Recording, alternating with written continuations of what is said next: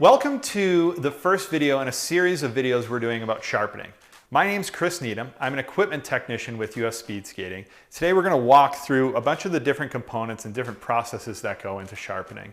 First thing we want to start off with is the tools that you're going to need to get the job done. We're going to talk about different types of stones, and we're going to talk about different types of jigs.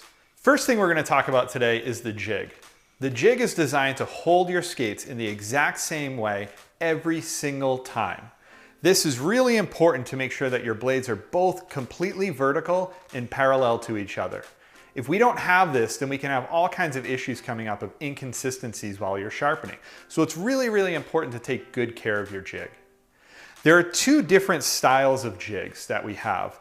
This one is a jig that has these top stops. And what we do with these is we actually mount these in place and then we bring the blade up to it before we clamp it down on the sides to hold it in place.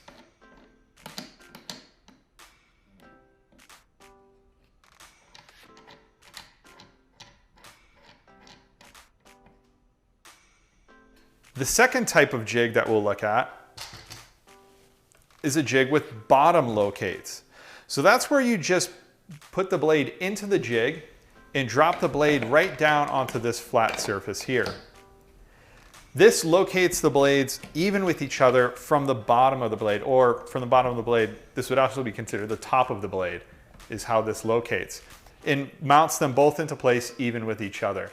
It's really important to make sure that you take very good care of this jig.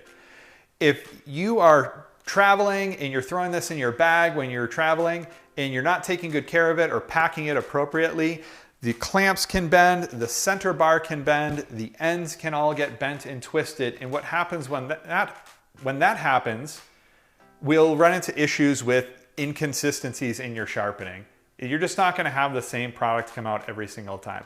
So really take care of your jigs. This is really important part of the process. And this is going to be what really leads to success or not in the process.